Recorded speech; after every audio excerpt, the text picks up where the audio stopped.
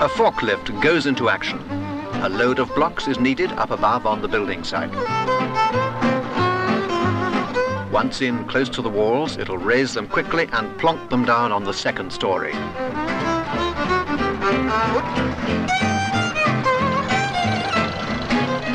It's jointed everywhere, a masterpiece of design, yet despite all these contortions, it can't get close enough. Hovering dangerously, the load is stranded. Time may be to bring in a crane. Or perhaps call upon the smooth assistance of this entirely new British machine called, intriguingly, Giraffe. It's designed to be ultra-maneuverable. Building sites are full of awkward corners. And with four-wheel drive, this rugged vehicle will go anywhere within reason. To help, its brakes are sealed in the hub. They function in any conditions.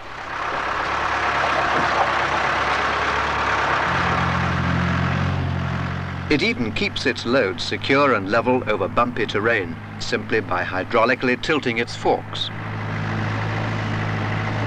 There's wide vision, and it's tough enough to carry loads up to 2 tons. But it's only when it stops, yards short of where it should deposit its load, that its main design feature is revealed.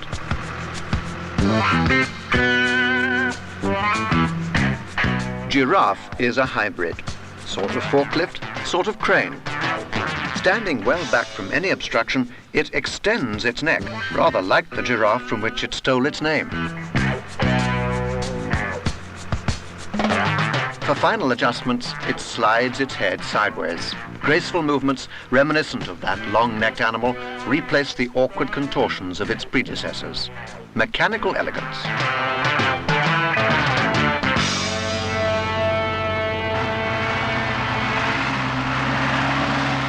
A machine inspired by nature, but unfortunately without the stability of a giraffe in the wilds.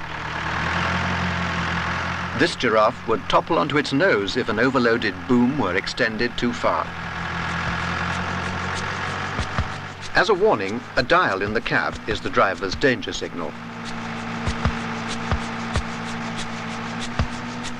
Actually, it's measuring how much a metal bar at the back between cab and back axle is bending, how much the cab is rising. Danger. Immediately the lever locks into neutral. Despite every effort, the boom cannot be extended further. There's no option but to withdraw it. And danger is averted.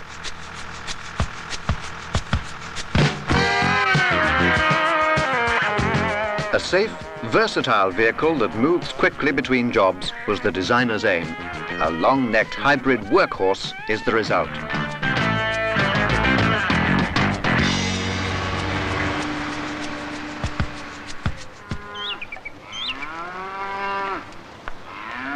In the English countryside, this man is trying out a new method for protecting his livestock. The problem, a disease called liver fluke. The disease carriers, snails which live in swampy ground like this. And the cure, a new powder, a powder that's made of glass.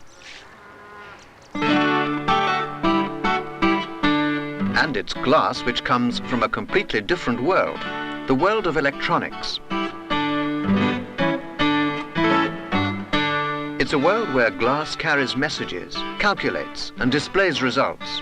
A world where glass is rapidly replacing wire.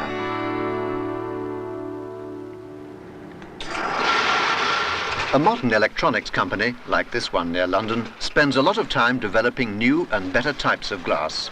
Using methods which haven't changed much for centuries, they produce glasses which are completely new. Instantly cooled like this, it doesn't always look like glass, but glass it is. And before it can be used, they need to determine all its properties.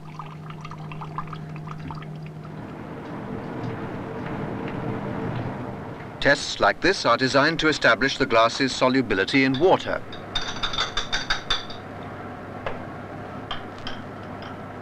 Transistors or fibers which slowly dissolve if they got wet wouldn't be too much use. And some glasses really do dissolve.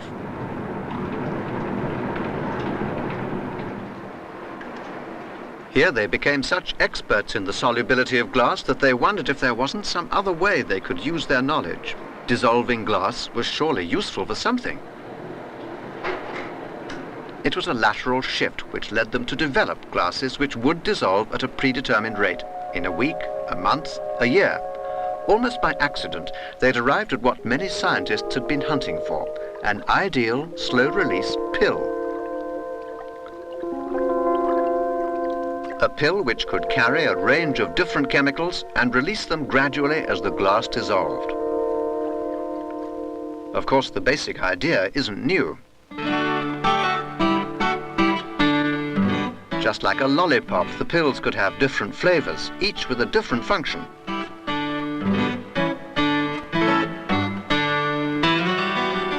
And just like a lollipop, the flavor would last right to the very last suck, leaving nothing behind. Any flavor, any shape. They produced a range of glasses, each with a different potential use.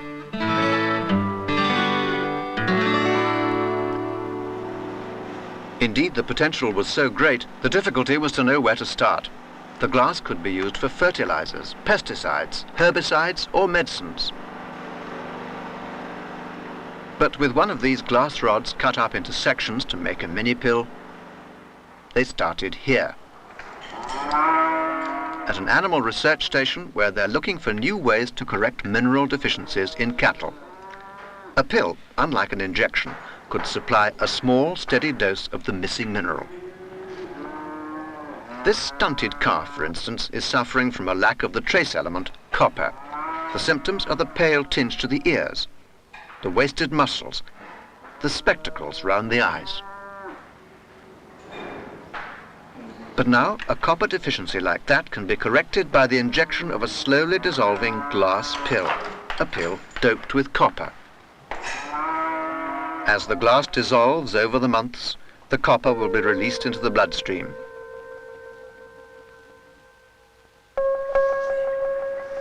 And that farmer we saw at the beginning, worried about liver fluke, is trying another version of the slow-release glass.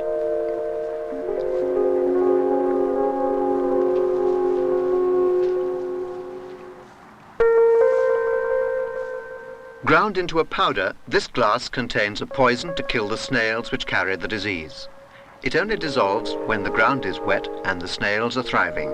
So it's there just when it's needed, and there's no need to use dangerous, persistent chemicals. Elsewhere, the glass could be used against snails carrying the disease bilharzia, the slow death of the tropics. So, flavored to cure, or flavored to kill, dissolving glass has proved it does indeed have a use.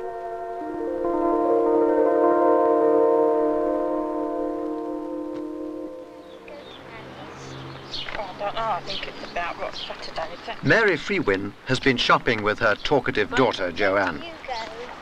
Yet, surprisingly, Mary has never heard the true sound of her daughter's voice.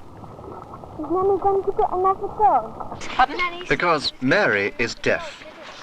Not completely deaf, You said she did have one though, isn't it? but she can't hear the higher notes so important in speech, and many other sounds she doesn't hear at all, like birds singing or jangling keys.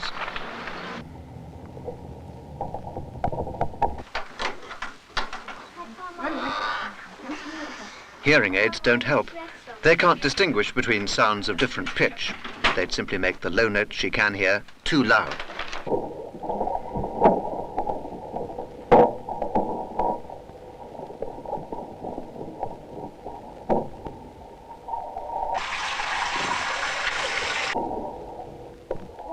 So since childhood illness affected her hearing, Mary has lived in a strange, bewildering, isolated world. A world where the sounds that others rely on to sense what's happening around them are simply never heard.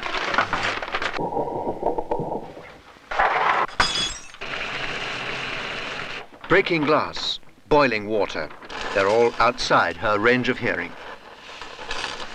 Mary, I want you to say yes every time you hear the tone. Right. All right? At a British university, they're trying to help. Yes. And the first step is to plot out exactly what Mary can and can't hear. The higher the tone, the louder it has to be before Mary can hear it. Yes. And as the notes climb, she stands less and less chance of hearing them at all.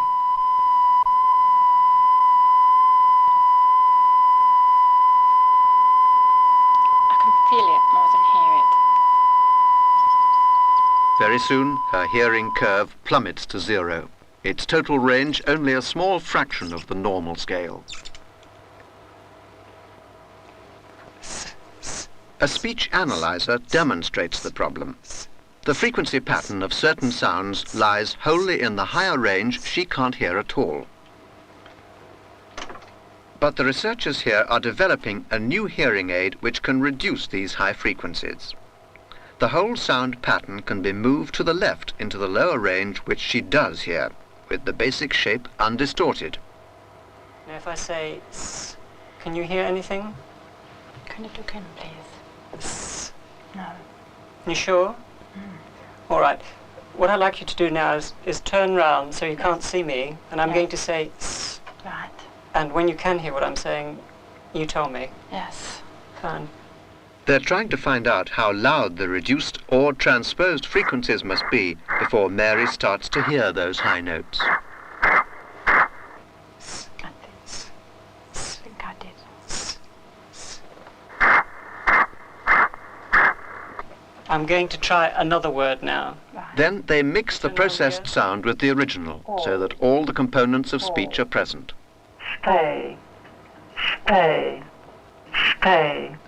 I've heard that. Yes? Quite a few of them. If I say say, With the aid switched off, Mary can't hear words like these at all. But with it on, she can recognize words she hasn't heard for years. say, say. Say. Do you know what a pancake needs? So with the experimental aid now miniaturized, Mary has been trying it out at home.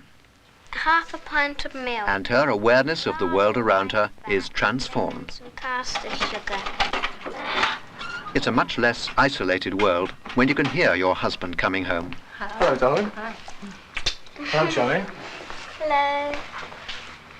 What kind of day you had? Oh, all right. Very well. Have you heard any more new sounds? No, the clicking on the hob. Yes. I could hear that clicking. All right. As you turned me up about the gas Yes. not being on, and Oh, I no. could hear that. No more burnt carrots then? And also, I sat at the bar and could hear the water boiling over. Actually, it's marvellous to hear those sounds, you know. Well, that's amazing. For Mary, and for others like And her, the water boiling in it's the a whole kettle. world rediscovered. I really am surprised. And The what else rain, do you want? the Oh, and I rain. went went outside and I heard the rain patting on the pavement, which was lovely, you know. So I suppose you like the rain now? If you'd like more information about any of today's items, write to Living Tomorrow, P.O. Box 48, London, SE1, England.